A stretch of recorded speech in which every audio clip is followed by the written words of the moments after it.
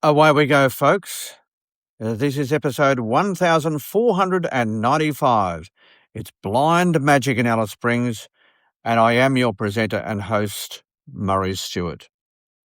It's going to be a green Easter up here in Central Australia. Oh, yeah, those that are coming out to visit will almost think that the plane took a wrong turn because, no, we're not the red centre.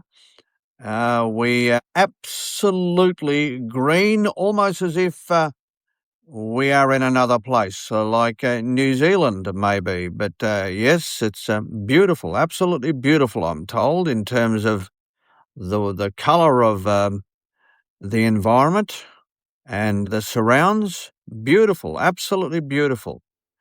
Do you know, I often think about the amazing things that I have encountered during my life. Yeah, those moments where you think, whoa, am I really here? Am I witnessing this? And my attention was drawn to this because I was hearing a radio broadcaster recently who went to the Paris Olympics.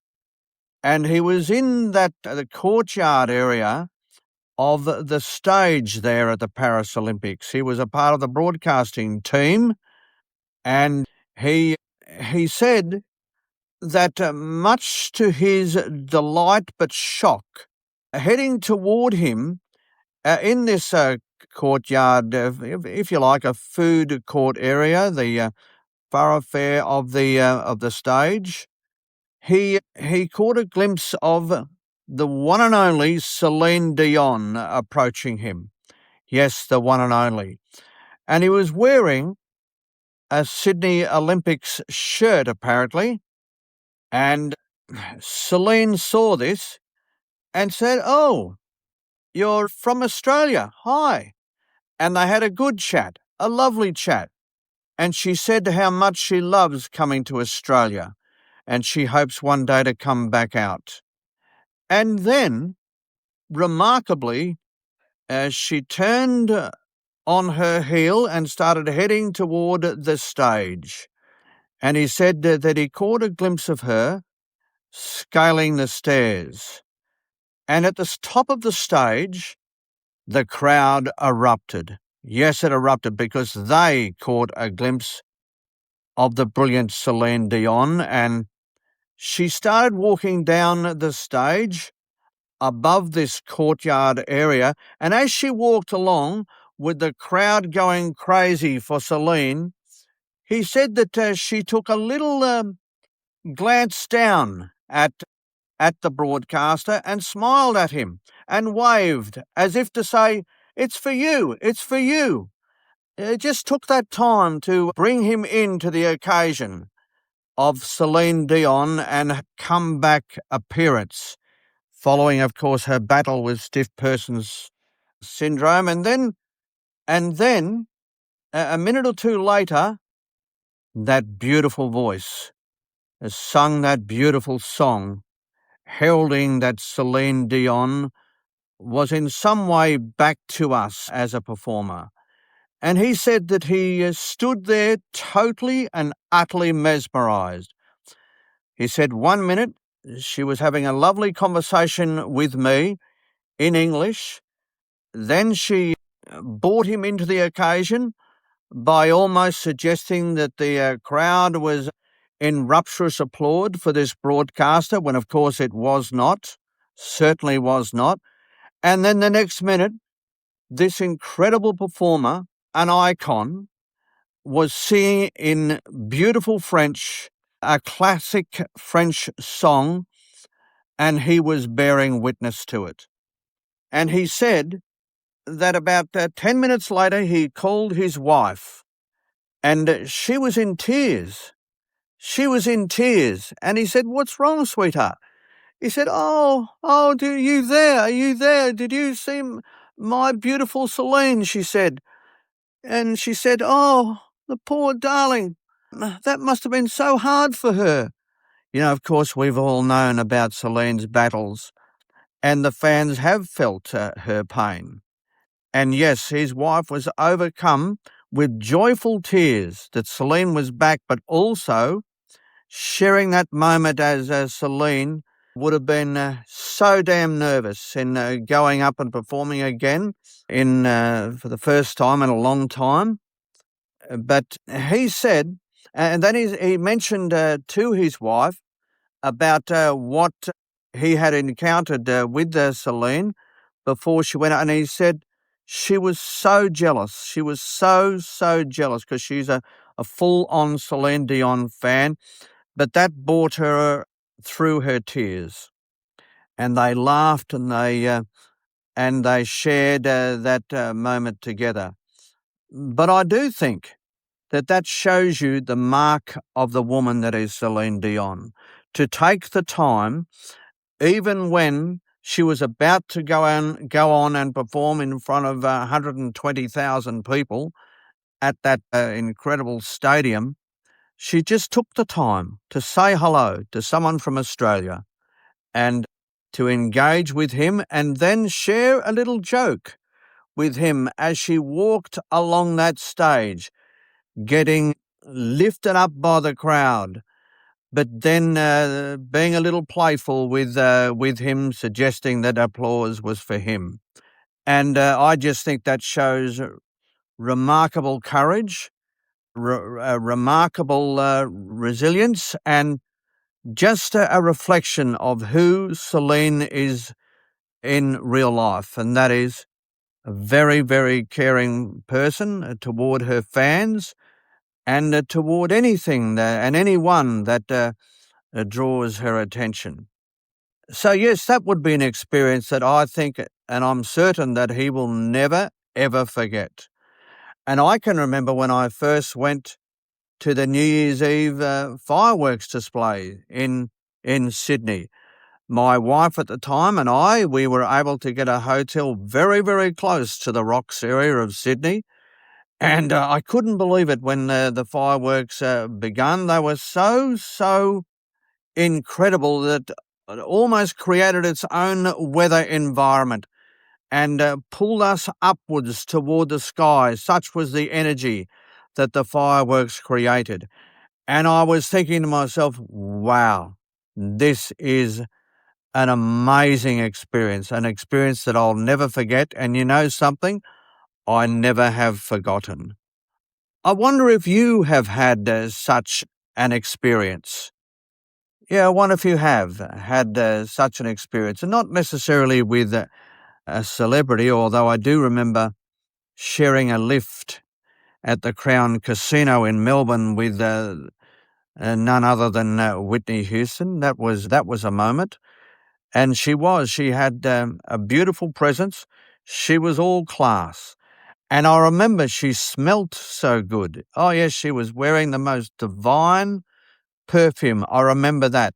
And she had just finished her performance and she was on her way up to her room at the Crown Casino, having performed for the masses.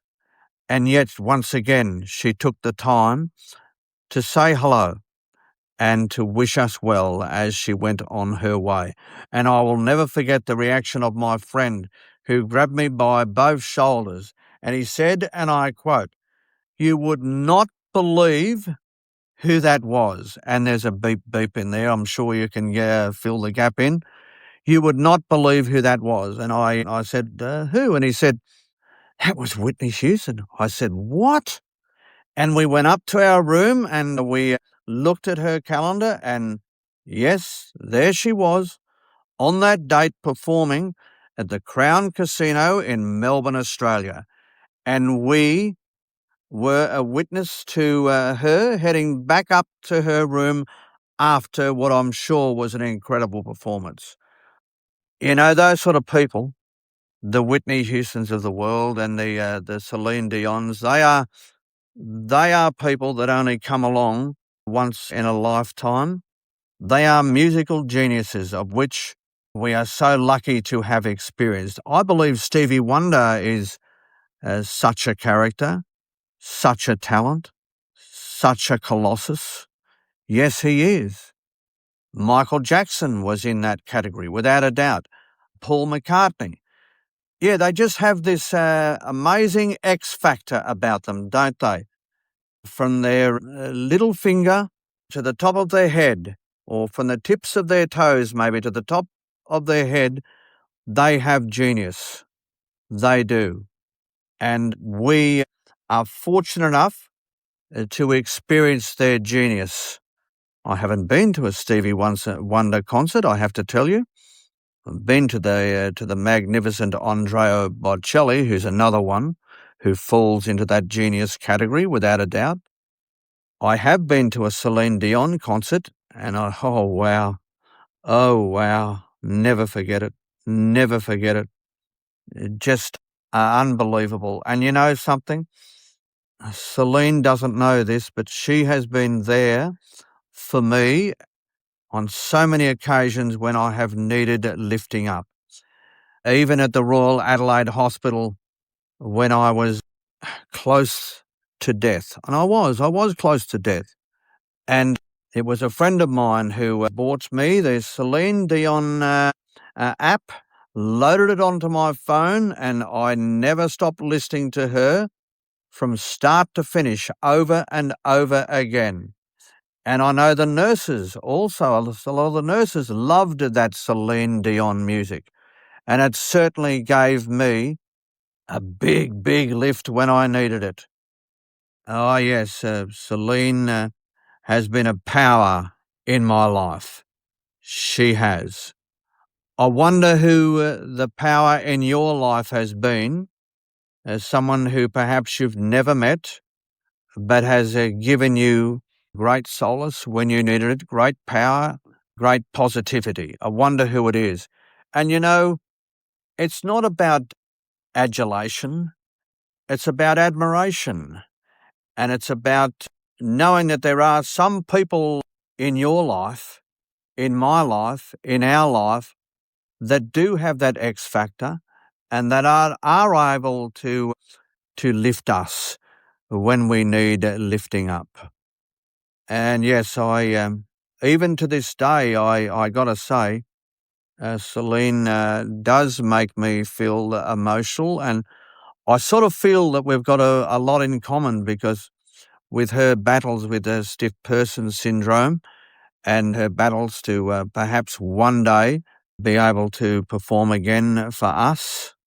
I heard a rumour yesterday, a big rumour, that in fact she is coming back on stage very soon. I don't know. I'll check that out even sometime today. I'll make a few inquiries because wouldn't that be something? Wouldn't that be something? And I truly believe what she said to that gentleman broadcaster, that she does love Australia, because I know, having been to a concert where she packed out the Melbourne tennis courts there, that's Margaret Court Arena, and she loved it. She absolutely loved it. You could tell. You could tell. And yeah, I think she would love to come back if health allows her to. But yes, folks, just think about those amazing experiences that have helped to perhaps in some way form your character and who you are today. Because they do. A collection of these experiences absolutely is just those little bricks in our wall that build our foundation, that then leads us to do amazing things for other people and to be the sort of person that we wish to be. Yeah, it's little steps along the way that create a wonderful, well-rounded human being. All right, folks, thanks for listening. This has been, and it always will be, episode 1495. It's been a Blind Magic Communications production.